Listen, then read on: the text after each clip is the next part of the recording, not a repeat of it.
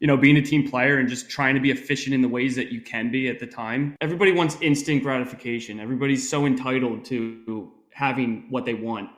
And nobody's really used to just working for it and earning every single cent you make. At the same time, you have to swallow your pride and just know your worth and just grind. You have to grind. That first year is terrible. It's horrible. My first summer was horrible. Yeah, but I never complained.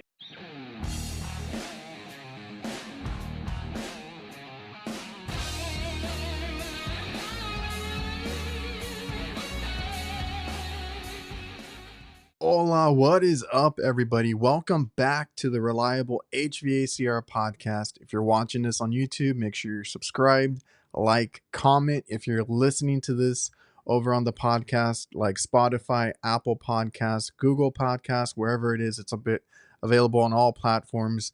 Please leave us a 5-star review to help us get out to more people. I love doing this because it is good conversations with good people. Anybody is welcome. If you guys ever want to be a guest on this show, if you guys listen or watch any of my content, go ahead and message me. Come on, tell your story. That's what it's about. If there's any sponsors that want to reach out and support the show, go ahead and also reach out to me. My email's posted everywhere. ReliableHVACR956@gmail.com is how you can get a hold of me. Speaking of sponsors, today's episode is brought to you by my favorite CRM, Jobber. If you guys want to use a software that helps us boost our business, whether it's invoicing, quoting, scheduling, keeping track of your team, price lists, our maintenance plan is in there. Now they help you with marketing and running campaigns through emails, all that stuff. And you can talk to your customer through texting in the customer hub. They can request work. You never have to pick up the phone. They can actually request work online through text. You can tell them that you're on the way. All the stuff that you would expect from a professional CRM. If you guys want a free trial and discount, go to getjobber.com/reliable HVACR. Also, VETO Pro Pack, the best tool bags in the game. I know people tell me the first thing is always the price. Let me tell you, other brands that I used to get at the supply house never lasted me. So in that short amount of time, I was buying several of those bags when I could just buy one VETO Pro Pack tool bag. And if you want to go check them out, go to vetopropack.com. You can also get them at any supply house or place that you buy equipment. They usually have VETO Pro Pack, and they just came out with the MB3 Blackout, which I am super excited for because I actually had a hand in some major design in that bag, and I hope to continue to work with that. But I use the MB3 Blackout as my favorite. I also use the Wheelers. I use a lot of their tote bags.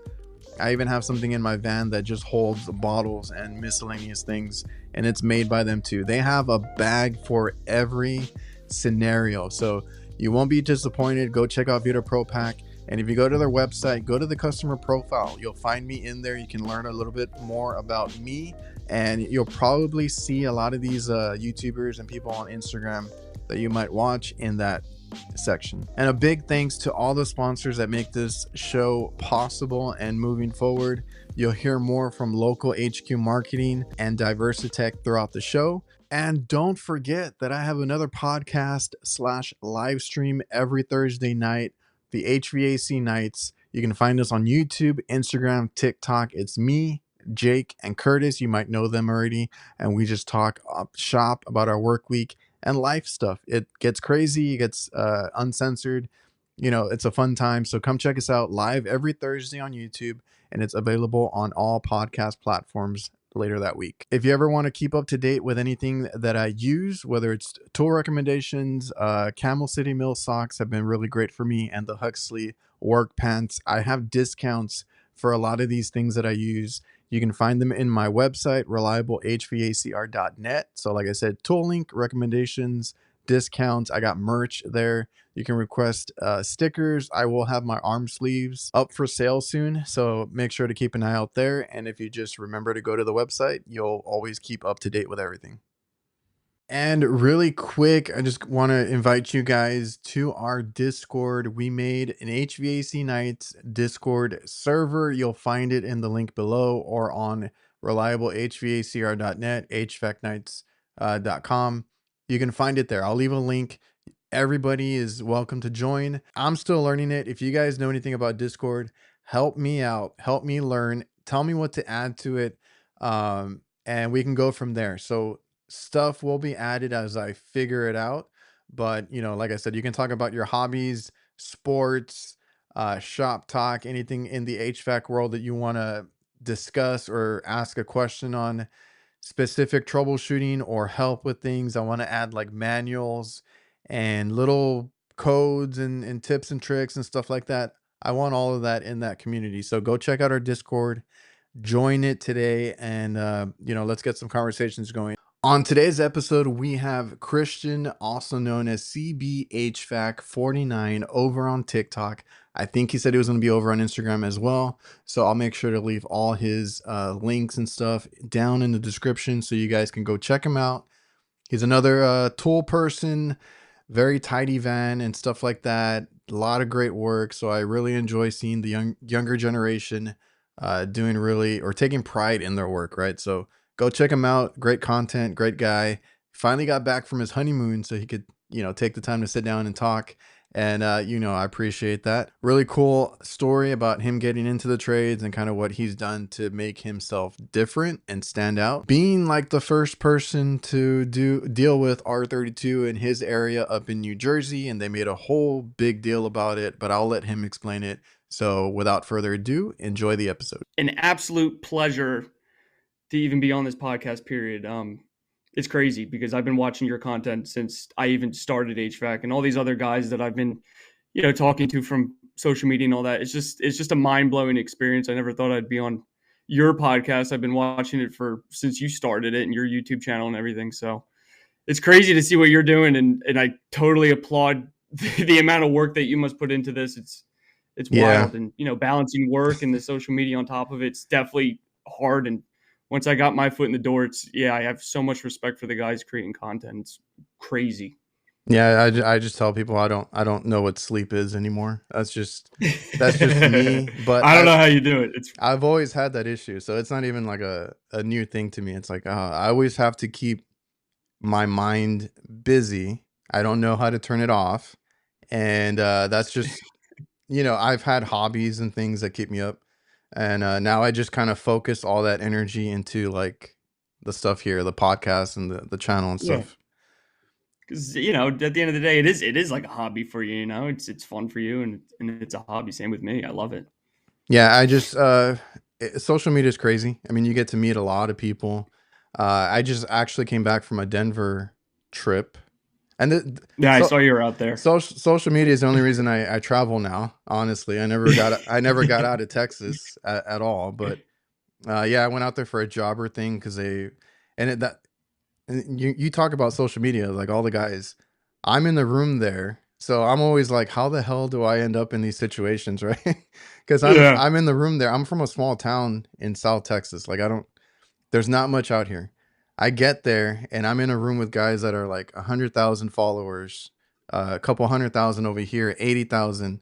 And then me, I'm like, I'm in this room too. Well, okay, cool. Like, let me just, make the most out of it.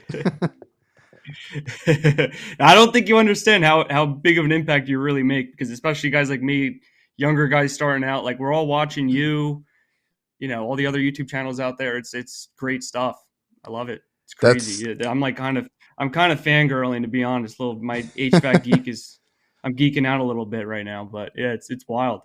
I just and I appreciate that, because the only, like, when I started, it was like, oh, I see all this crazy stuff out in the field, on the rooftop, all this stuff that I see. I was like, okay, I'm just gonna post this stuff, and then I got more comfortable, and then people were like, oh, that helped me with this, that helped me with that. The messages are crazy, like, oh, motivation, inspired. I'm like, okay, cool, I'm gonna keep doing this and kind of do a little bit more, and then here I am doing this and podcasting and doing all these other things. I know you, and then with the HVAC nights and your YouTube channel, this channel, everything. I don't know how you do it. I definitely applaud you for it. It's wild. And I told, because I got to meet up with Matt and Megan. Usually they pop in the chat for these things. mechanical environments. I got to hang out with them out in Denver because that's where they're at. Mm. And I told him I'll the whole HVAC night thing. Kurt is the one that I didn't know if he would be able to do that, and he does give Yeah. us like a time. It's like, okay, because they're Eastern time like you. And he's like, at a certain time, he's like, I got to go to bed, and he has all this like work that he always has lined up early in the morning. So he's always like honest about the time. But he's also the reason that we do that show weekly. Because I've told the guys we can take a week off, we can take some time off, and Kurt's like, no, we got to do it. So he's the one that kind of gets us Oh, there that's every funny. week, and it's always fun. Yeah, and cooling with Kraus. Is that how you pronounce it? Kraus? Yeah, Kraus, good old Kraus. Yeah, I like Everybody, his content too. yeah, It's more residential also, so I like watching the residential. He's a funny dude also. He's a character. yeah, yeah, it's funny how that. I don't know if I've ever mentioned it, but like how that started. Uh, I didn't know I was gonna do a podcast with them. And really quickly before we get into you, because I don't like talking Mm. about me, but uh, the whole thing with Jake, like we were texting, calling like a lot before that even came to fruition. Uh, and then like all of a sudden, because we were like on the same page for so many things, I'm like, hey, I have this idea. Why don't we do like a show together? And I was like, I kind of want it to be three people. And he's like, hell yeah, and how he is and high energy. Yeah. He's like, let's do this. And I was like, I got a person in mind for the third. And then everybody loves Kurt. YouTube channel does Yep. amazing. I don't know how he does it, posting every day, and then he always has something interesting to do. But Yeah. I was like, yeah, let's ask him, and he was on board. So that came out of nowhere. We were just talking about like other things, and I'm like, hey, let's do a show. So that's been fun. Yeah, it's awesome. I got to keep them in check sometimes though, because they get off the rails. Yeah. I noticed sometimes you're definitely the moderator. That's my whole thing. I'm like, I'll kind of control it. I'll put it together. You guys, go about Oh, and that's so tell funny. us your stories and all that, and I'll just jump in every now and then. So, well, Yeah. Oh, that's like I great. said, I don't want to talk about myself. Congrats on the wedding. You recently got married, right? Thank you very much. Yep, I Well, got married about 3 weeks ago now. So it dang, was a that's little still hectic leading up to it, the planning and all that.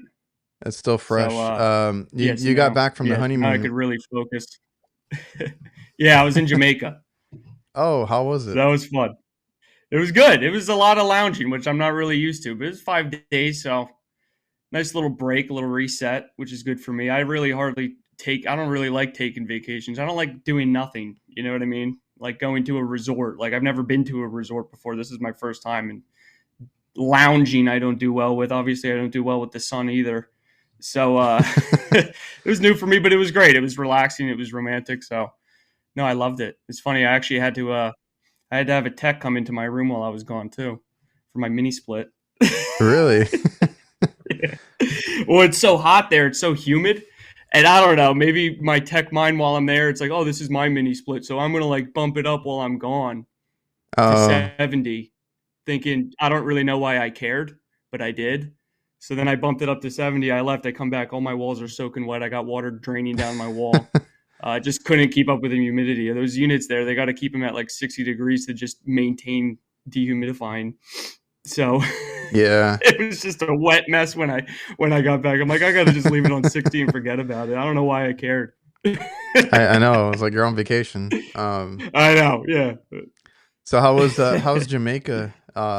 Did you guys get out and Not explore? really. It was. I didn't realize this was kind of like their stormy season, so it was pretty Oh, windy and breezy the whole time. So a lot of things were canceled. And I live here. I'm right on the beach in the Jersey Shore, so I have full access to boats and fishing and seeing whales and dolphins as much as I want. So I mean, all the stuff that I could have done there, I could just do at home whenever I pleased to begin with. So I didn't really go crazy doing the activities.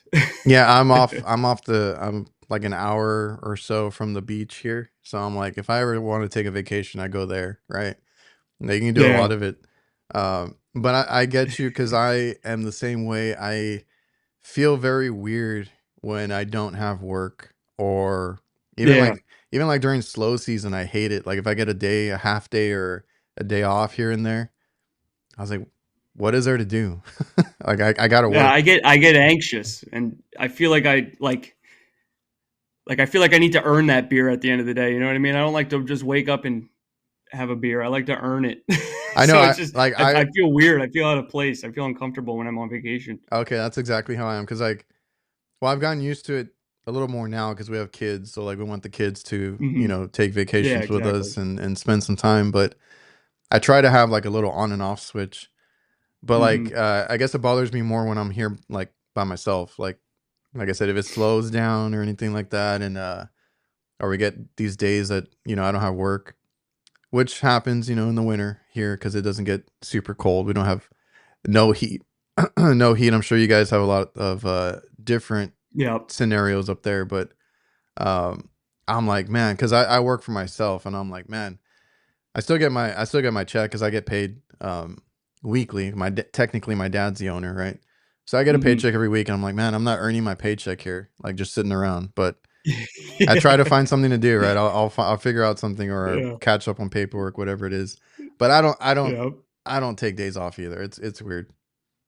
Yeah. I don't like to. I love doing what I do. After the summer, I usually maybe I'll do a 4-day weekend after the crazy summer.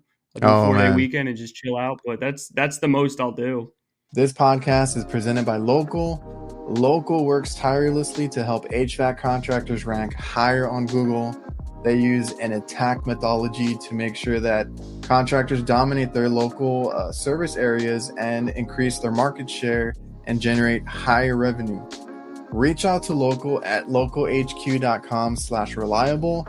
Mention me or the Reliable HVACR podcast, and you'll get 2 months of SEO for free. How hectic does it get there? Because like you work for somebody. Is it a big company, small company? Yeah, so I work for Rostrum Premium Home Services out of Wall, New Jersey. It's Monmouth County, Central Jersey, I'll call it. So we service Monmouth and Ocean County, and so I do mainly. Well, I'll tell you what I do. I'm a lead installer for we do residential HVAC, and then a couple years ago we actually just expanded, so we do electrical and plumbing as well now. So that's been super interesting. Kind of starting with the company when it was solely an HVAC company, and then watching it rebrand and being a part Yeah. of that as well. So it's definitely been crazy to say the least. And our summers are pretty wild. A lot of 6-day weeks and doing installs every Saturdays for a few months at a time in the summer. But that's what you do. You work hard in the summer and enjoy the winters a little bit more. Are you strictly install then? Do you do any service? Yeah. I mean, I'll go on some service calls here and there too, but we have a full blown service team as well. But the way how our installs go, if we do an install and then we're kind of married to that install for the first year or so. So if Yeah. anything happens within that year, we're going back and adjusting it. Oh, so you'll be the ones going But back. yeah, yeah, and Okay. that's kind of like the culture that we instilled with the company. Like installers aren't just installers. Okay. Installers are service techs as well. So they Yeah, have a because lot of I high expectations for installers too. I can't tell you how many times the install team will go out and install something. It doesn't work a few days later, a month later, whatever it is, and the service guy, a completely different person or team, has to go out there and Yeah, fix it. And it's like, well, why did they do it this way? Why did they do this? And there's a whole like conflict there.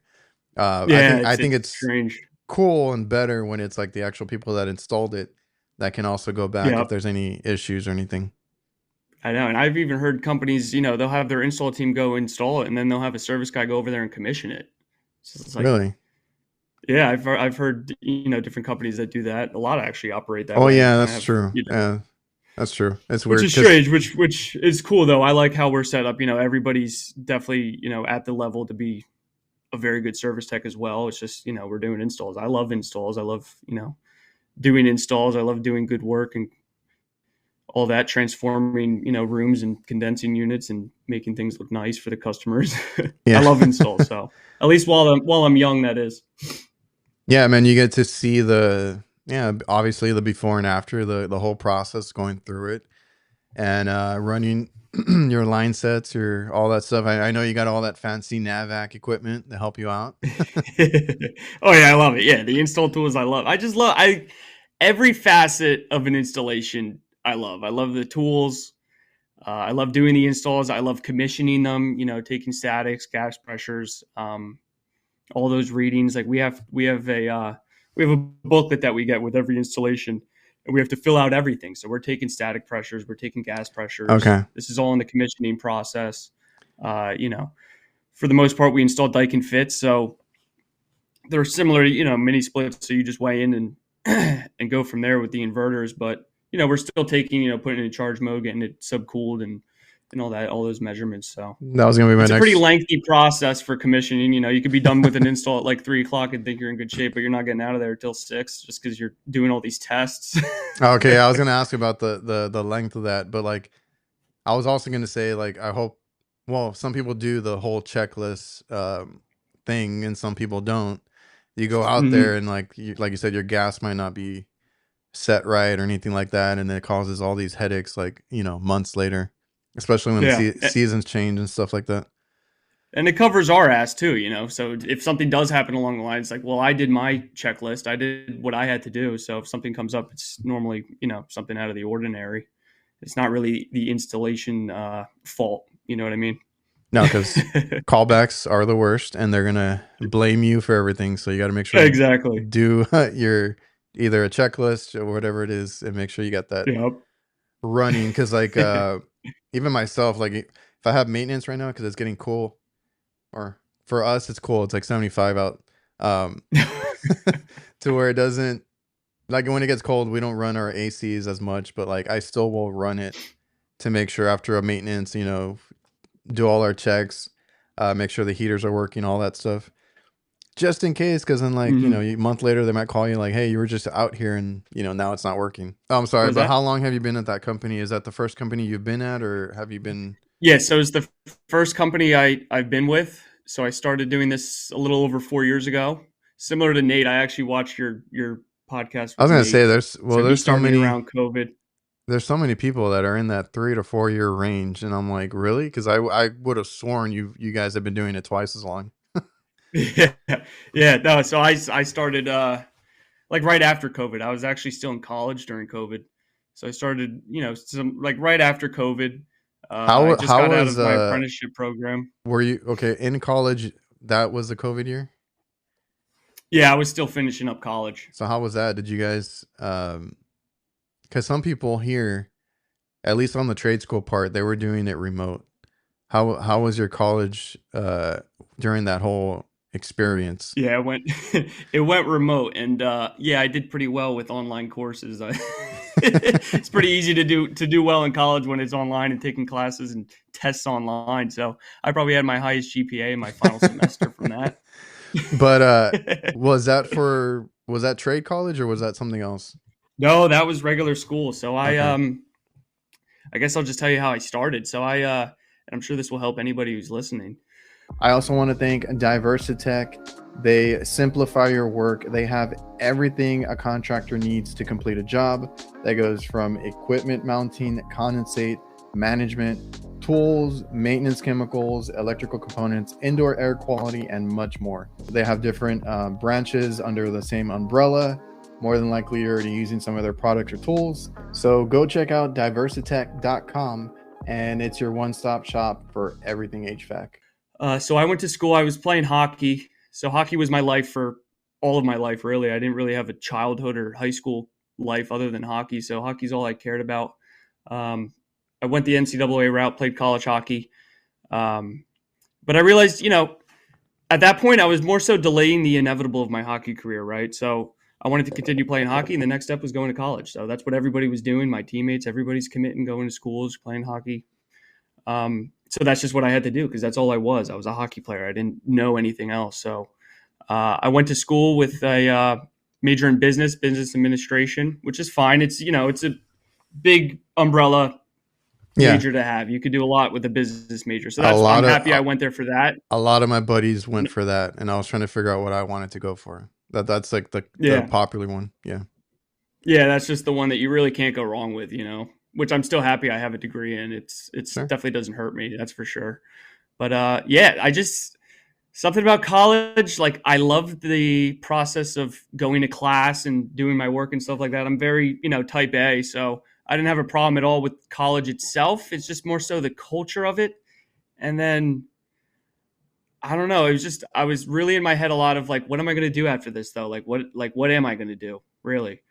And I didn't know if it was the school I was at or what, but I was looking at other schools, like maybe recommitting and going somewhere else for hockey but then I ultimately just decided, you know what, like if I'm just doing this just to play hockey and I'm not going to school for truly what it is, I'm going to end up graduating with not a clue what I'm doing. Yeah. And I'll be in trouble. So I'm thankful that I figured that out early. Yeah, I was gonna say not So a then, lot, not a lot of people do. So like, did you go to school there in New Jersey or did you move out somewhere? that was a school in Maryland. It was a very small private school in Maryland Okay. that I was at, only for a semester. And then I went back, and then hockey's kind of strange. You have to play junior hockey and all this. I don't need to get into that, but you don't go to college until you're like a 21-year-old for Oh, NCAA for the okay. most part. So you're old to begin with. So I didn't go to college until I was 20. I was playing junior hockey full time after high school until then. But hockey's weird. I don't need to get into it. And So did you took a break from school? yeah. So after high school, I was playing full time hockey. Hockey was my only thing I was focused on. I was playing full time junior hockey. It was every Like single day. I was traveling every weekend. getting paid and everything? I Or wasn't how getting does that paid, work? but I didn't pay. I Oh, didn't okay. pay to play, but I wasn't getting paid. But it was a high level. Junior hockey is a higher level. You either go, the college route, or you can go professional from there. And so obviously I went the college route. And yeah, again, I was just kind of delaying the inevitable. I was like, Well, all right, that next step's college. Let's go. yeah, that's interesting because I mean, we don't have hockey down here, like really, right? Not the same. But I was into basketball, so my whole thing for me, because like my mom would ask me, like, "What are you gonna do later?" Right? And you know, bless her because she was always looking out for my future. But I'm like, no, I'm gonna be a basketball player. Like that's it. Like I Yeah. was in it since I was little. Like I used to watch, Michael Jordan. I got into everything. And that's what I'm like paying attention with my kid, right? Because like he turned 11 now, and I was like, man, by the time I was like fourth grade or so, like I was super into sports, like basketball, playing with my friends, going out every day, to parks and different things, and like I was like, I want to get on a team, I want to get on a team, and I finally got into one, and then I was just like focused, super focused on that, like through middle school, high school, to where I was like, this is all, like you said, this is all I know. This is what I want to do. I don't know anything else. I Yeah. don't want to do anything else. And it took me an injury to be like, okay, I can't do this anymore. So I was like, Mm, I need a career, right? So yeah. I tore up my knee, I tore my ACL and stuff, and I was like, okay, I can't, like I didn't have a good surgery. I didn't have good like my mobility is still not there. So I was like, Hmm. I can't even do this. That's what got Yeah. me to think about it, and my parents too, but at least you realized it before you got to that Yeah. point. Like I realized it while I was still in there. I was like, I got to get out of here. This isn't what I need to do. So, yeah. So then I did finish. I ended up doing, online at my community college. I'm like, at least I want to finish what I started. And, yeah, so I got my associates in business. And, after that though, that's when I was, really panicking almost. It was a very dark point in my life. Like I didn't know what I wanted to do. I didn't know what I wanted to be. I was like 22 years old, and I was like, I had no direction. I was like, it was horrible. It's a horrible, like I had almost, like an identity crisis. It was like an identity Yeah. crisis at a young age. It's like, who am I? What am I? Like how, like, Like I know I what's have your something in me, but I yeah, didn't know like where to point it. what's your place in life? What is like what can you do? Yeah, it was really tough for me. It was hard. It's just like I know what my potential and what I could become, but I didn't know where to put it. Yeah. It was hard. And today's episode is also brought to you by GREE Comfort. I have heard nothing but high regards for GREE themselves. GREE offers not only just ductless mini splits that you might know them for, whether it's single zone or multi-zone. GREE has the GREE Flex and the Multi Pro for whole home and building cooling, so you guys can actually get systems, you know, for your house and stuff like that. They always have updated system documentation and live video trainings for contractors. They help you with your installations and make it as seamless as possible. You can follow them on Instagram and YouTube at GREE Comfort, and you'll get access to all their educational video content. I'll leave that linked below. Okay, so then you got your degree and all that. Did you try to get a job with that, or what were you trying to do after that? No, I knew I wouldn't. I knew I wouldn't want to. So I immediately went into construction. I was almost like a laborer for construction, just jumping from sites to sites. I had a little pickup truck and a trailer, and I'll tell you, those job sites were the cleanest sites you'd ever see. I kept them neat. So, anything I did, I was like, all right, I'm going to be the best at it. I'm going to keep it nice. Like I had like the lowest job I had at this construction company, but every site I was at, like everybody loved me there because I kept it so tight and so clean. It was I can tell. New construction sites you'll see. I believe it because I've seen your van. Yeah. So I've always had that personality. No matter what I did, it was going to be top notch. So I did construction. So I got my foot in the door that way. It didn't work out. The company actually eventually, got rid of that branch. So then I was struggling. And the way I found the HVAC company is actually my dad's friend from boating and all that. My dad, he's a marine engineer. So he does more high-end dinner boat cruises and yachts. He basically takes care of everything that's below deck, the engines, panels. Did you ever go building Did you ever go work with him? Yeah, I still do. I do engine alignments with him and stuff like that. Still, he has his own LLC, but he also works for a bigger company that he's on the national team for. So he's one of the high-end marine engineers for them. But he builds panels, build controls, bow thrusters, VFDs, like all these crazy, insane custom panels. He's building one as we speak in the basement. And so he's friends with the guy who owns an HVAC company. And at that point in my life, I'm like, you know what? This man put so much time and effort into my life and my hockey career. Like, I'm at the point where like I'll just do anything he tells me to do. I'll do anything he says. If he wants me to do it, I'll do it. And so that's what I did. So, and at the time it was funny, it was a super high reputable HVAC company. So I was extremely nervous going into it, not knowing a thing, and, how the guys will treat me, or, how efficient I could really be, not knowing anything. I don't want to, be a nuisance there, or cause problems or be inefficient while I'm there. So I was super nervous when I started, and, they gave me an opportunity, and forever to this day, I'm still just so grateful to have a job and be at a company that I love. And I'm just super, super grateful how everything turned out. And you weren't interested in helping your dad with the engines and boats and all that? It's funny. Everybody thinks that I would be like totally into the boats and all that, but the whole time I was playing hockey. So like everybody's like, what do you mean you don't go on boats? You don't know anything about boats? I'm like, dude, I've been in a rink this whole time. And, but he's in the city. He travels all the time. And, he's always traveling. He's always going somewhere. So I always knew I was, wanted to do something around home and something, of that nature. So that's what I did. And he said, because I didn't know what I do. He's like, well, do HVAC. It's the best. It's the best trade you could do. I'm like, really? I'm like, okay. And I think it is.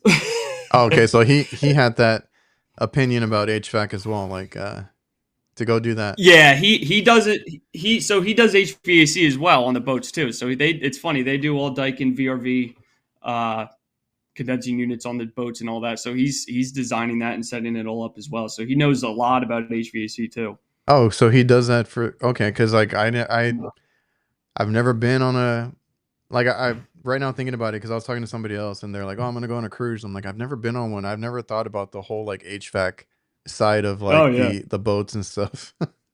Yeah. So he does everything having to do with the boat mechanically. He's in charge of. So yeah, HVAC as well, everything.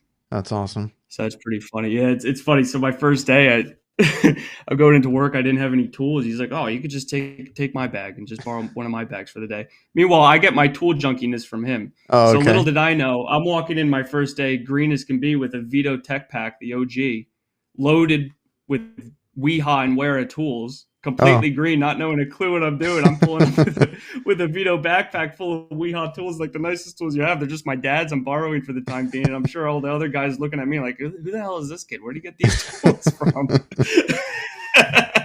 I know, right? So it was pretty funny. That's Yeah. awesome.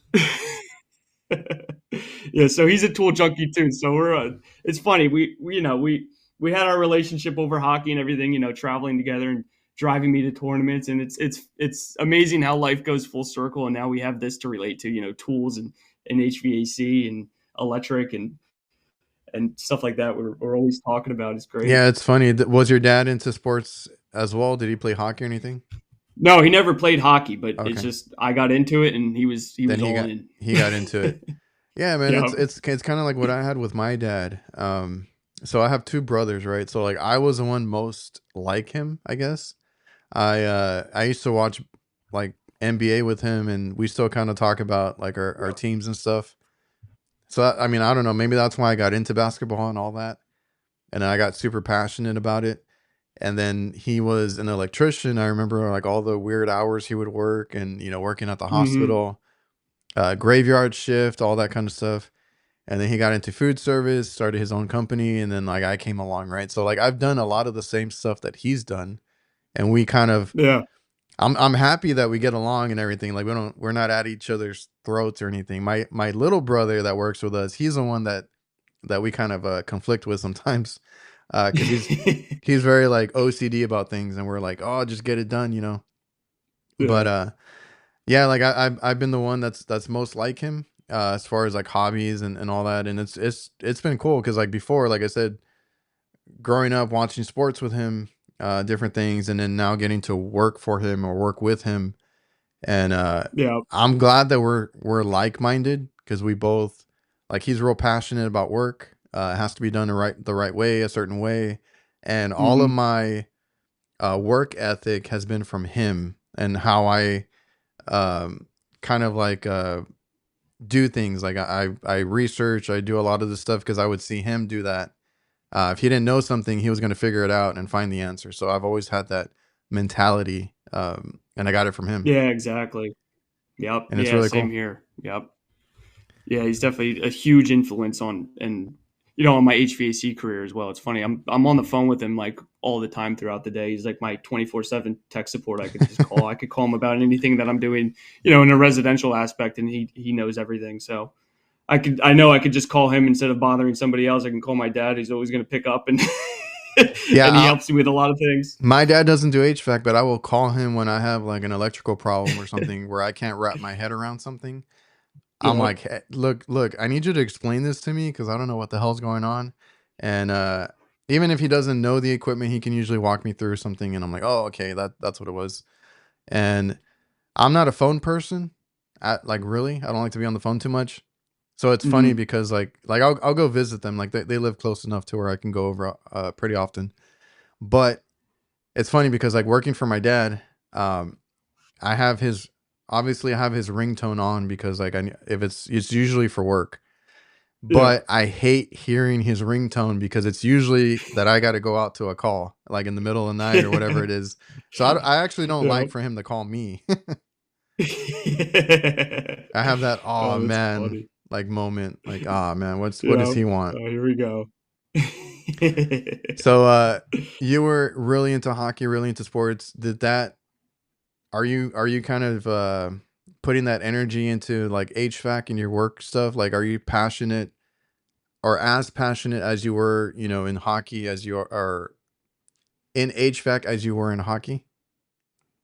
Oh yeah, 100%. There's so many things that I could take from, playing a high level sport that I could, put into work life. Everything. It's communication, being a team member, being a leader, things like that, things of that nature. There's so much that you could just take from, life lessons from playing a high level sport. And no, but I definitely take HVAC way more serious than I ever took hockey. Like looking back at hockey, I'm like, I could have gone far. I Oh, just wasn't dude, disciplined. I'm the I same way. wasn't disciplined at all. Like people ask, like, "Oh, why didn't you go and end up playing pro?" Like I could have. I could have played anywhere I wanted, but I just was not disciplined at all. And now that I'm older and I'm more mature, I look at life differently. I'm 100 100% more disciplined when it comes to what I do now than how I handled it back then, for sure. I am the same way. I think I've mentioned this a few times, but like that whole basketball thing, I felt like I was pretty good, right? And I knew what I was good at, what I wasn't good at. I'm very like self-aware of things. I wasn't the tallest kid. That was the only issue, was there was a lot of tall kids in my area. So it was like, tall, you can't teach tall, like being tall. That's a gift in itself. Um, but I was the same way. I wasn't disciplined. I didn't take it seriously. I always look back and I'm like, man, if I had just been put in a little bit of effort or really wanted that, I could have gotten it. I could have gone a little more further with it, like you said. Um, I couldn't do it. I didn't like taking direction. I was like, I was a team Yeah. player. I was all that. Like I was game. But like if I wasn't getting the playing time or wasn't getting whatever I didn't want, like I was like, why am I here? Right? I didn't take it serious. So I was like, Yeah. nah, I'm good. And then like the 5 a.m. practices and all that kind of stuff, I was like, nah, why am I here? Why am I doing this? I was not disciplined whatsoever. So I'm very competitive. That helped me out in my HVAC career, right? Like I want to be the best. Hmm. I want to make sure I don't want to look dumb. I want to make sure I know everything that I need to know. So I'm researching after work. All of that came over from the sport thing. But like at this point, this is my career. I don't want to give up on it. I don't want to not take it serious. I don't want to be, um, like, I don't want to be any of these lazy techs out there. Like, I want to be different.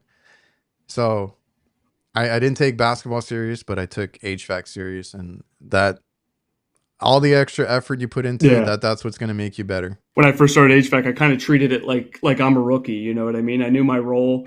I wanted to do my role the best I can. When I first showed up to the company, I'm like, okay, well, how could I immediately be an asset to this company, not knowing a single thing about HVAC? And that's simply showing up every single day with a great attitude and a willingness to learn, an open mind, and just work hard. That's all you have to do. That's all you're expected to do when you first start. So I kind of treated it like I am a rookie. It's like that crawl space is mine. That's my land. You don't go down there. You don't need to. That's why I'm here. You know what I mean? Or don't drop that broom. That's for me. That's my broomstick. Yeah. That's how I treated it when I first started. And that's a lot of things that guys kind of struggle with, probably, is starting, swallowing that pride and that ego and just, being a team player and just trying to be efficient in the ways that you can be at the time. And Yeah. I just Some think that's what a guys, lot of guys struggle with, some guys get for so sure. frustrated with that. And I'm like, you start at the bottom. Like there's no way around it. Yeah. It's what you can do in those first few years to get there. Yeah. Like I like wanted this job so bad. Like I would have worked for free for the first summer. I didn't Oh, even care. I just I wanted to took a get pay in cut there. to do this. I made more money Yeah. at a grocery store than when I started here.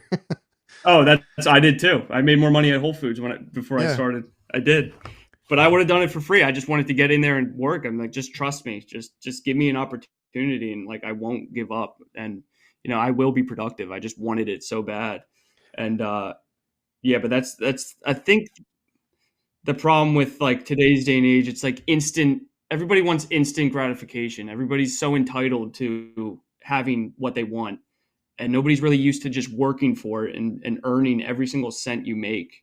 You know what I mean? Like a lot of new guys, they come in and they have all these expectations. It's like, what are you expecting? You don't know anything. I have to teach you how to use a drill. Oh It's yeah, like that was me too. you know what I mean? Like what do you like? So what do you think? You have to, like, at the same time, you have to swallow your pride and just know your worth and just grind. You have to grind. That first year is terrible. It's horrible. My first summer was horrible, Yeah, because but I never complained. I didn't have it easy when I started either. Like I took a pay cut. I made more at the Sam's Club than I did working for my dad, even though it was his company. Yeah. And I got like a little pay bump a couple years later. Like I was making like probably less than $500 a week. I was like, I didn't Mhm. have much. I made my dollar stretch as much as I could. Like I was comfortable, I guess. And I was like, eventually I'm gonna get paid what I should get paid. And then now I'm like, I'm super comfortable. I can do whatever I want. I bought a house, I Yeah. bought cars, like it all comes. It's just not that first year. Yeah, you just have to earn it, which I love, though. And it's such an honest trade. Like if you don't know anything, you can't get away with it either. You're so easily exposed. You know what I mean? Like if you come totally green, like it's so obvious that you're totally green, which I love. It happened to me. I love it. You know, like you have to really work for every single step, and that's what I love. The accountability of the trade is just, I love it. I mean, the best option for somebody new is to just go in and just be front up with them and honest and be like, listen, I don't know anything, but I'm willing to learn and I'm going to work my ass off for you, and I'll never complain about anything. And that's all I could offer, you know. And then for me, when I get new guys or apprentices too, if I could see that they're really putting in the effort and they want to be there, you know, that ultimately makes me want to put more effort into them. If they're actually going to absorb the information that I'm giving them and do something productive with it, so it's only going to make me want to put more effort into them. So that's kind of what happened with me and all the, you know, the leads that I was with when I first started. They could see that I was truly interested in what I was doing, and I'm all in. So, you know, they definitely put the time in to teach me for sure. How long did it take you to kind of pick up on that? Because like you didn't have any trade school whatsoever. You learned everything on the job. Mm-hmm. Yeah. So when I first started, my first summer, I went right into it. And then come the fall, that's when I started trade Did you school. start in the So summer? that first, yeah, I got thrown in the summer, in the spring. I just immediately started. My first season was the summer. Dang. And it was just me and one other lead. So like me holding him back, him having to teach me, I felt horrible. Looking back at it now, it's like, oh my God, it's brutal. I would hate to work with a complete green guy in the summer, me and him Yep. alone, you know, doing a full swap out, AC and furnace and coil in the attic, and him having to crawl from the attic outside doing it all. And I'm just sitting there, you know, trying to watch and just be efficient as I could be. But, you know, that's what ultimately, you know, forced me to do a lot of research on my own, a lot of homework myself. And, you know, I got to get better than this. I got to get better. I got to get better. I got to know more. I got to be, you know, better for this guy, you know, like I felt guilty at first almost, but it was tough. That first summer was, it was brutal. That didn't scare you away, the summer, the hectic and It all the almost did. yeah. It almost did. I got to be honest with you.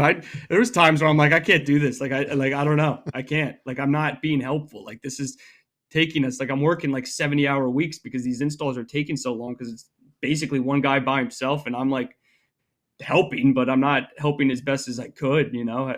How long do you think it took you to kind of grasp you know, kind of actually doing work and not being the helper? I would say after the first year, I really, because again, like I was from the start, I became obsessed with it. You know, it was all I did. Like my face, I would come home and then my face would just be in my computer screen, just researching and watching videos and just being obsessed with it. So uh, I learned pretty quick, and especially living with my dad in the first half of my career. You know, going home and like asking him questions and him teaching me stuff at home too. So I had just so many resources too, so many people to ask questions. So probably within like a year, it really started clicking. Like I had my mojo, you know, I was getting more tools, and I had my own little tiny transit I drove around. I was still a helper, but I had my own little tiny transit. And of course I had that thing like totally pimped out with my little pack outs and my little Vitos and all in this tiny little transit. And then eventually like, all right, this guy's truck is like too nice. Let's put him in a bigger one. So then Yeah. I got in the bigger one and I got more tools, and, you know, I ultimately just became bigger from then on. And yeah, so I'm 4 years total. I've probably been leading my own jobs for maybe 2 years. How many veto bags you got now? Have you counted them? So I'm big in, so when I first started, you know, I had the OG tech pack, which everybody was chirping me saying how heavy it's going to be and stuff. I'm like, nah, it's fine, whatever. But no, that bag got heavy real quick. Yeah, they do. And I'm big into having specific job style bags. Yeah. So I have my MCT, my Tech MCT for, you know, inside. So that's set up, you know, for a furnace coil installation and stuff like that. And then I have the MC, which is just a condenser bag. So I can have a bag outside and a bag inside. So I got two completely separate loaded out bags for both inside and outside. And then I have those other little part bags too, like the clear part bags, and then Oh yeah. the tool pouches, what is it, the C something 140 and the 100. My dad's getting into the Milwaukee stuff now because he's like, hey, you got anything for this or that? I was like, yeah, because when I moved over to the Transit, I had to take some stuff out because it didn't fit right. And then I went to buy a couple of the Tough Built crates because they're a little bit bigger. So I put those in the back, and I was like, oh, I got some extra. I had like the extra, the one with the wheels and like some extra pack outs and stuff. And now I gave him those, and now he's like, I want more, and he's starting to get more into it, and he's falling in love with it because he's never been a pack out person. Yeah. That's But what I'm trying to get my dad into pack outs. He's not. He's a Pelican box guy. oh, So really? he's got all his VETO bags in his Pelican box, and he'll go take it with him there. He flies a lot though, so Oh, okay, makes sense. yeah. Yeah, But I took his tech pack and I treated him with an MCT, so I got him that for Christmas a couple years ago. So that's what he's rocking right now. so you have you been working on R32? Yeah, so I installed the first R32 system in New Jersey, which was definitely a spectacle to say the least. Was it So like a right now, headline and everything? yes, yeah. So it was like a whole full blown article and stuff. It was through Daikin, so I was the first in New Jersey. At the time, it was just single head, mini splits, ductless. That's all it was. So obviously, I was told that I'm going to do it, and that was probably maybe 2 years ago. Now it's actually a pretty decent amount of time ago. So I was like nervous. I was like, oh geez, here we go. Like there's going to be people watching or whatever. So then I'm going and do the install, and there was guys from Daikin and my owner was there, and there's a whole bunch of people there in the morning. So I'm like, oh, they made a whole right, thing about it. They made like a whole... maybe they're just gonna swing by in the morning and then just check it out, and then they're gonna come by at the end when it's on. Maybe, like, I don't know, like hopefully, but no, they stayed the whole day. Just watching me outside with the condenser and everything. I'm like, oh God. It felt like it was like a golf match. And they're like, oh, now he's about to put it on nitrogen. He's setting up his vacuum. And they should have been there with a microphone, just like commentating. Yeah, well, they were like interviewing me like while I was doing it. But I mean, at the end of the day, like I love that. Like I was all for it. I love that. Oh, so they were asking you stuff as you were doing it? Yeah, so they came out with Daikin Abco came out with a whole article online about it and stuff like that with our picture and everything. So it was really cool. But as far as installation practices, nothing changed at all, especially for a mini split. The flares aren't different. The flares are the same. Everything's the same. Same vacuum pump, obviously. Same gauges. Your S-Mans have 32 in them. It's not anything out of the ordinary. I know these condenser units are good for 98 feet for those single heads. So 9 times out of 10, I'm not adding an additional charge anyway. So I'm not even touching a tank. Oh, yeah. I'm just opening the valves, especially for that install. That install was really, really easy. But yeah, it was funny. I was like totally into it. Like I was like calling the one girl over. I'm like, you see this? Like, look at this flare tool. Look at this NAVAC flare tool. Have you seen this before from the other installs from the other states? She's like, no, I haven't seen that. That's really cool too. I'm like, yeah, this is sick. I'm like, watch me pull this vacuum. I'm like, watch how fast I'm going to pull this vacuum. Everybody's like, oh. Like I just had a time with it. Like I enjoyed it a little too much, Yeah. And but yeah, when I was pulling a vacuum, I'm like, oh man, please pull a good vacuum in front of like. Oh, I know. Imagine if something goes haywire. Yeah, that's what I was worried. Or there's a leak or something. I'm like, please pull a good vacuum, because it's funny. A couple weeks prior, they're in Virginia, doing the same thing. The first install in Virginia, and then a week later, it all leaked out. Oh. Did they? Yeah, and they didn't have access to the tanks yet at the time. It was so early, so they weren't even able to like fix it at the time. They didn't have the refrigerant tanks? Cylinders. No. So I guess the whole factory charge that he just opened up leaked out and stuff. I mean, I don't want to throw anybody under the bus or anything, but it was pretty funny, hearing that from them and stuff. I'm like, oh, geez. So they're like, yeah, so we're really, depending on you to get this install right, and we can actually put this out there and write about it. I'm like, all right. Well, that. So they tried to write about the other one. Did that one not come out? Yeah, but it just didn't work out because it leaked, and I guess not a happy customer. So. Yeah, especially if they can't fix it. That's kind of the crazy part of that. Well, it was scary because at first I was doing a whole bunch of 32 units. I'm like, man, we need I'm not saying my installation practices I don't trust, but like I need to get a 32 tank in here just for a mulligan, if I have a leak. Yeah. But no, I haven't had a problem at all. And now it's fully in, we got 32 everywhere, so it's not a big deal. But do you guys I haven't done any. Do you guys only deal with Daikin? Yeah, we're primarily a Daikin dealer. So Daikin Okay. Fits are our go-to. We're actually the number one Daikin dealer in the Northeast, which is incredible because we're a pretty small, family-owned company. So that's a great thing to be, leading in So you Daikin Fits. you only have to worry about stocking R32 as far as like the new ones. Yeah, yeah. All the fits are still 410A, obviously. The only 32 systems I have out there are what I did. I think Yeah. all the 32s that are out there in New Jersey, like primarily around here, I'm the one who did them. So they kind of just kept me with doing them. Yeah. So if something happens, it's just me and I handle it. But all we've done are just single head mini splits right now. I believe Goodman might be out because Daikin owns Goodman. So I've been seeing some guys posting Goodman air handlers and more conventional systems with the 32, but we haven't gotten our hands on anything duct related. Because everybody's arguing about 454 versus R32, and I'm like, I don't know. Yeah, and I know the different manufacturers. Some are going to go with the 454, like Bosch. We do Bosch as well. So we're Okay. primarily, if it's not a Daikin Fit, it's probably going to be a Bosch, which I love Bosches too. But I believe I'm positive the Bosches are going to go down the 454B route, Oh, and so then the you will Daikin's have to going to be carry at both. R32. Yeah, we will. Yep. Yep. I'm not. It is what it is. There's nothing we could do about it. Nah, I'm not too happy though, because I do everything where I'm carrying like 404, 130. I still got 134 Yeah, that you I have to you have a carry. lot. Yeah. So Me, I'm I'm like, not carrying around 32. I'm doing installs, so I'm not carrying around 22 anymore. It's just I got 410A for installs, and yeah. yeah, now 32. But it's not too bad for me for installs, but service, I'm sure it's going to be a pain in the ass. Oh yeah, it's gotten to a point where I don't carry all the tanks anymore. I just carry the common ones, and if I need something for a certain job, like if I know ahead of time, I will go to the either my Yeah, like and my grab one. little shop here and pick up and change out what I need. But yeah, Yeah. it's getting a little crazy with the different flavors there. I'm excited for it though, and I think like people are, especially the tool manufacturers. They're using this as a marketing ploy. They're like, Oh "Oh, this is man, A2L compatible, A2L compatible." It's like everything already is A2L compatible. It's not a big deal. You're freaking everybody out. like you said, everything has already been A2L compatible. There's not really Yeah. much that changes. Um, No.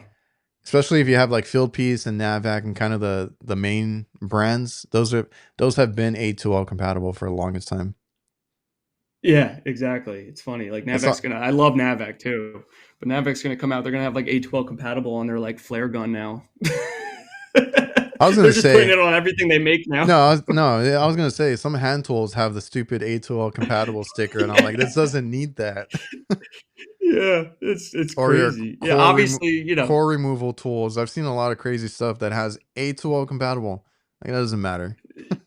yeah, no, and everybody's was in such a panic about it, but yeah, the installation was so smooth, and there's no difference at all. Nothing changes whatsoever at all. If anything, you're going to get slightly higher pressures, and that's about it. But I mean, what's the big deal with that? I don't know. No, our biggest jump was R22 to 410 when you had to deal with the Yeah, that was pressure. the biggest difference. Yeah, they're Yeah, and I very was like 32 is so similar to 410A. It's not. It's really nothing. Like no, 32 isn't 410A. I know people don't realize that. And I'm lucky. It's funny. Like my first summer, it's like flowy nitrogen. Like everybody, like that was like we're very to the book. Read the manual. Flow nitrogen. Like very intense the way that their operating procedures there at work. And then I go to school, my first year of school, and the teacher's like, "Who purges nitrogen?" And nobody's like, "What does that even? What does that mean?" Yeah. you know. And like for me, it's like that's all I know because it's the only company I've ever worked for. So I only know the right way of doing things. I So mean, you there's no did right and wrong way of doing things, but the preferred way of doing things. the better way where you don't get callbacks. yeah. That's the way. yeah. So you went to school while you were working? Yeah. So here in New Jersey, so what I did is they have the apprenticeship program, which Mm, is you do your school at night, and you have to have a sponsor. You have to be working for a company in order to get into this adult program for apprenticeship, which is a night course, which is like basically the same time as regular school semester. You have your first semester and second semester, and it's at night. It's like a few days a week for 3 hours a night. Um, so then, in order to eventually, if you wanted to get your HVAC license, you need 4 years completed. You need to graduate from that program, and then 5 years in the field and then you could sit for your test. So I just finished my 4 years in the program. So now I'm starting my 5th year in the field. So then in about a year, I'll be able to sit for my test, which I'm kind of dreading. I heard that test is really hard now. New Jersey finally got on the ball with having accountability in the HVAC industry, so which is good. I'm happy about it. It's actually proves that you know something if you pass this test, not just getting grandfathered in and just plumbers walking around with the HVAC license. So no, but this test is going to be hard. So that's I got to start studying for that. And HVAC is such a as HVACR. That's what the test is. It's such a broad industry. Yeah. As opposed to, don't get me wrong, I may be biased talking about it, but plumbing and electrical, it's more, in one direction. But HVAC, you're going from like gas to ventilation to combustion to duct sizing to refrigeration, like all that's in one test. And there's me to have like business stuff in it too, at least the one I took. Yeah, and business. Yep, and there's business. So for me, that I'll primarily be in residential my whole life. I already have an idea that I will be. But I need to take this massive test that covers everything. The other 75% of the industry that I have to pass in order to even do business in residential. They should have different sections of tests that you could take. Yeah, it's so weird though. Even here in Texas, the way they have it set up, I didn't like it, but it is what it is, right? I mean, that's how you get it. That's what's in place. But like, I can't tell you like probably 75% of the stuff on the test I don't remember.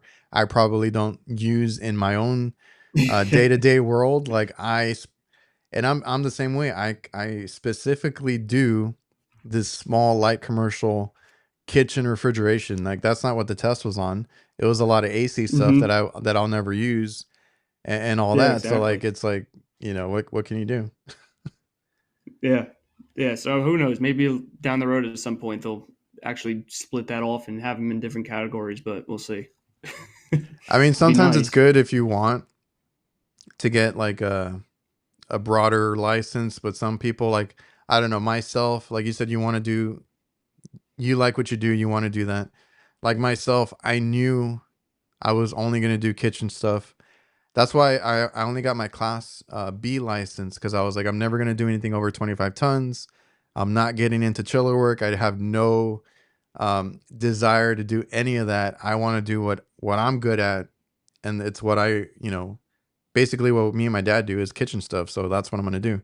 Yeah. And I'm perfectly fine because we make enough money here. I don't need to take on any big projects or anything else. Like I want to do this. So we went over your tool obsession a little bit. You have quite a bit in your. Is it a van that you have? I forgot. Yeah, it's the box truck. So it's like the F-350, big box truck. So I have like the little side cabinets on the exteriors too. My dad used to get after me. So it's like a classic install. Yeah, my dad used to get after me because because I didn't take it serious when I started. It took me a while. That's why I'm so like, it's really cool to see yourself, and like you brought up Nate, all these other ones that I've had on a lot this year, in their first less than 5 years, right? Mm-hmm. And they're already like focused and dialed in and all that. Like I wasn't like that. I'll be honest. And speaking of vans, I was that tech that just threw everything in there. It took me a little more than 5 years for it to click, and I was like really into it. I loved what I did, and the satisfaction of fixing things, right, that other people couldn't fix. Like that's always what got me. And then I started taking pride in my van. So now my van, I get upset with other guys that do it where they throw everything, but I'm like, everything has a place, and now it has to be put back, where it goes, so I can function, because I used to hate getting lost in my own van because I couldn't find a damn tool or part or whatever it was. Yeah. Yeah. No, it's funny. The guys get on, they're busting my chops about it all the time, how I keep my van and everything. I like it. I mean, sometimes it drives me crazy. Like I can't leave work knowing my van is dirty or full of trash or something. Like I need to it needs to be handled that night. Like I like to walk in the next morning with my cup of coffee and just get in and just everything's nice and neat, ready to go for me. Like I have to handle it like that night. I cannot go to sleep with my truck dirty. I can't. I'm so mad at myself the next morning if I left a mess in the van, because then I got exactly. Then I got to do it then. Especially on like a Friday, you come in on a Monday, you got to like to clear a truck out for a half hour, and it's cold in the mornings here now. It's like, I'm not doing that. I'd rather stroll in with my cup of coffee and just relax. And I get that flashback of that manifold that I broke. I'm like, if I don't put everything away, something's gonna break, and it's gonna be an expensive repair. My owner's great. Shout out TR, the owner. He's awesome. So obviously they know I'm a total tool nut and stuff like that. So he always hooks me up with different tools.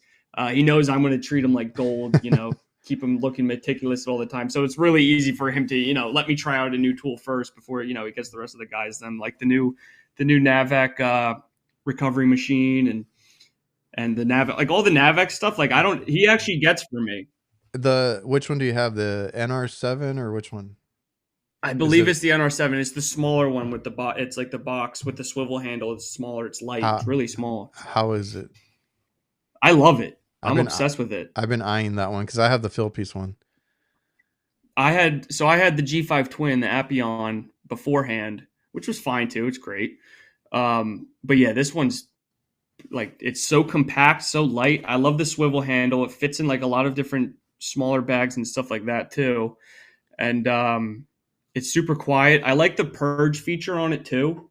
So you could purge out your machine and really empty the whole thing out, which is really nice too. So I like that a lot. But yeah, I love that thing. It's awesome. And it handles 410 pretty good, because that's the only issue I have here is on the hot days. Like I don't know if I've never overheated it yet. I was gonna say, do you add anything to your setup? Like, do you put it in ice or do you use the subcooler or anything? Sometimes, I mean, for residential, it's like I really am not, pulling out all these 100 pounds of refrigerant, so it doesn't overheat too bad. But when it does get real hot, like, I'll put the cylinder in like a bucket of water and ice or whatever. But I mean, very rarely I really have to do that. Yeah, because I work in tech. I mean, I work in restaurants, and and it's a lot hotter there too. When it's really not that hot here. When it's 120 degrees out, I'll just exactly. I'll ask the restaurant, "Hey, I'm going to take some ice from your ice machine, and take it on the roof with me," and that usually works for me. People can find you on TikTok. Is there any particular reason you started on there? You're pretty. I think I saw you're like at 17,000 there. You have a lot of content. I've been following you for a while too. Any reason you started posting your work and your tools? I don't know. It took me a while to originally start posting, just because I am like a very like conscious, self-conscious person, and like if I want to put something out on the internet, like it better be perfect. Like I don't want it to like zero debate. Like I just want it to be perfect. I don't want people to scrutinize me. I don't want to put the company in a bad light. You know what I mean? So it took me a while to really like get the confidence to post on there. But at first it was just fun. It was easy. It was just, I didn't really have any thought behind it. I just kind of posted what I wanted. A lot of tool stuff, just because that's what I'm into. I just love tools. So then it kind of started taking off a little bit, and then just having fun, just kind of posting what I want and posting installs, a lot of tools, a lot of truck stuff. But yeah, just every facet of this industry, I just am obsessed with the tools, the installs, the trucks, everything. I love it.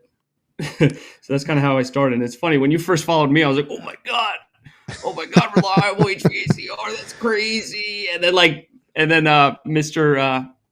What's his name? Refer guy, HVAC refer guy followed me. I'm like, what? That's wild. Like all these different accounts. I'm like, damn, that's crazy. And then it got like bigger and bigger, and just meeting so many people on there too. TikTok's awesome. I want to make the jump eventually, but right now I'm just primarily on TikTok.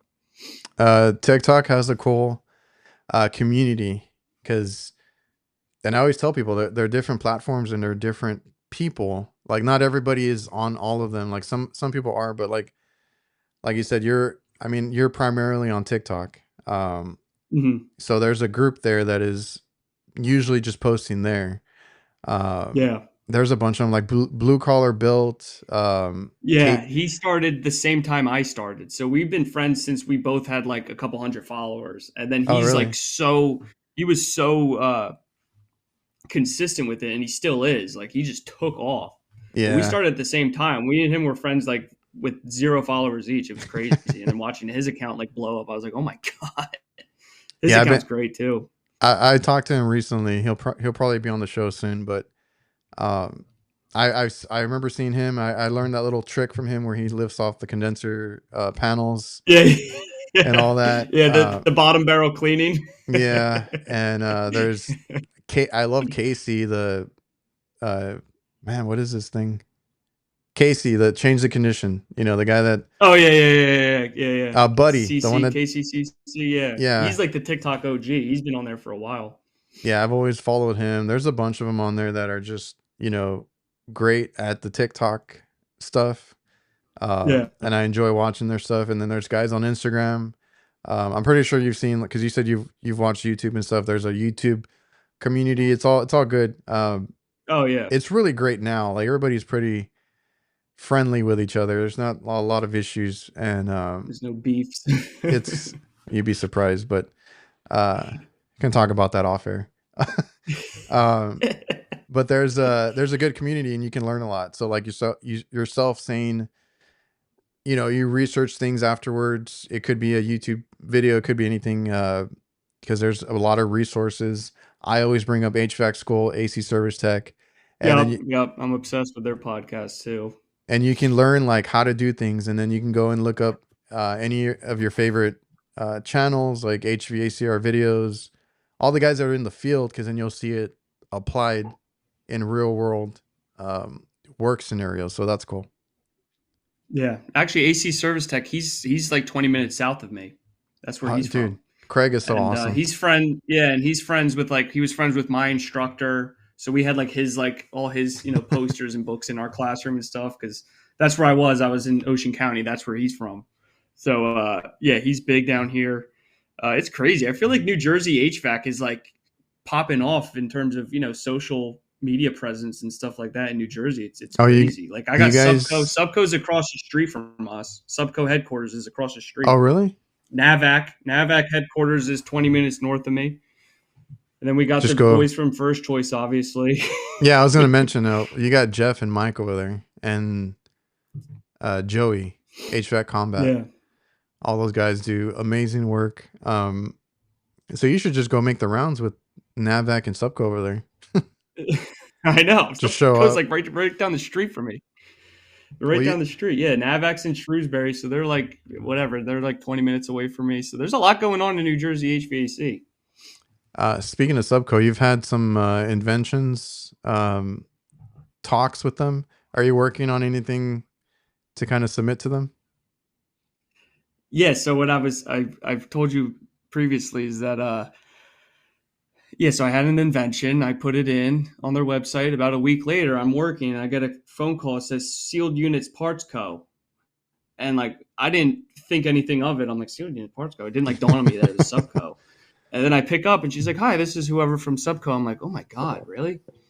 And, they were like super interested, this, that, the other thing. It was great. "Oh, we're going to, contact you soon with the team. And we're going to design this thing and get the ball rolling." I'm like, "Oh my God, this is crazy. I'm going to be like a new Subco inventor. This is wild." And then, Yeah. eventually down the line, I was kind of wondering what's going on. I reached out to them. They hit me back and they said, there's a similar product out there already that kind of falls in line with this. And it's something that we can't really move forward on. But obviously, if you have anything else in the future, we'll be happy to hear it, which is fine. I'm not going to have any ill will about them or anything like that. I use plenty of Subco inventions still. So, yeah, I got some other things up my sleeve that I'll eventually send over. We'll see. So you I'll try again.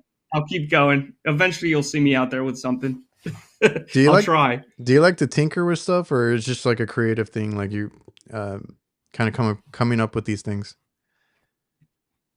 Yeah, I kind of well, I'll tell you. So what I had originally was a level platform. So it was like an adjustable level platform, big base for cylinders, scales, vacuum pumps, things of that nature. Especially in the residential aspect, being in a mulch pit or something like that, being in dirt, being in bushes, like having a nice steady level platform, or even on roofs if it's wet, puddly, just having a nice sturdy level base, which was cool. I have that built out also.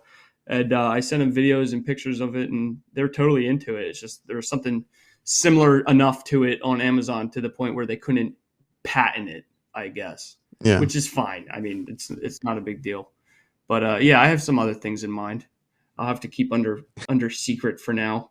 All right, man. So we've been Oh here man. well over an hour. I don't want to keep you too long. Is there anything you want to close out on? Especially being in this less than 5 years, like what is something that stuck with you or helped you to get to where you're at? Because you're doing pretty well for yourself early in your career.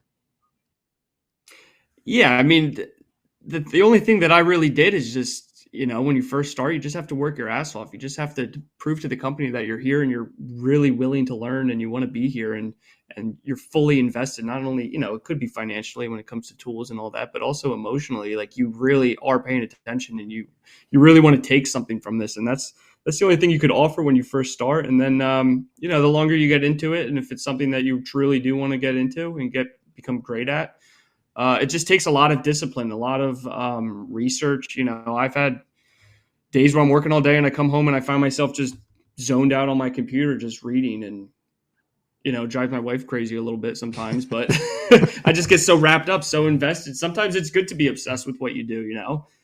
That's what really makes you excel in it. And yeah, it's just you're never done learning. And I'm sure everybody says that. It's you never learned enough. You never know everything. Nobody knows everything. Not a single person in this industry knows everything about this industry. Everybody's learning something. I'm sure you still learn lessons every day about something small or something. Oh wow, I Yeah. didn't think about it this way or something like that. And yeah, just always staying on top, being humble. You could be prideful, but still stay humble and enough to be open minded and learn, and always just strive to be better. I know that's pretty much the generic thing people say to do, but it truly is just a mindset and just becoming a better version of yourself. I'm big on attitude, positive. I even like tattooed it on myself. Positive vibes. Like I that has so much to do with like kind of like your success and how you, like you said, you move on from things and you learn from things. Because if you're just negative or complain all the time, you're not going to do well. It's just that goes a long way with that. And we all have hard days. We all have those bad days. I've had those too, where I'm like so upset at the end of the day. But you move Yeah. on. You move on. You get over it, and you go back to work. Right. Um, Yep. Hobbies help if you guys do anything out of work. I've been trying to get more into hobbies because I feel like I'm I working. don't have any hobbies. I think my hobbies are cleaning my tools in my free time. That's how I was too. That's how I was too. I'm trying to get with the kids. I'm like, what do you guys want to do? Want to play a video game? You want to watch a movie? What is it? Like I'm trying to get my mind Yeah. off of work somehow. And Yep. I'm trying to get back into working out and stuff like that. I need to do something else because I work 7 days out of the week, whether it's physically in the field, doing computer work, whatever it is, Yep. or now like editing and stuff. So I need to get my mind off of it. Yeah, well, you do a great job at it. So just an absolute honor and privilege to be on this podcast, and not only be on this podcast, just be a part of this industry in general. It's just I'm just so thankful that I found something that I truly have a passion for, and I'm so grateful for it because I feel like so many kids my age are still struggling to find something that they truly love and enjoy, and I'm just so thankful for the fact that I found that. All right, man. I appreciate you for taking the time. It was great talking to you here. I do enjoy talking to you because I've talked to you a couple times. I enjoy your videos, all that content and stuff. And uh, I hope you're doing well in this winter. Next summer, be ready for next summer.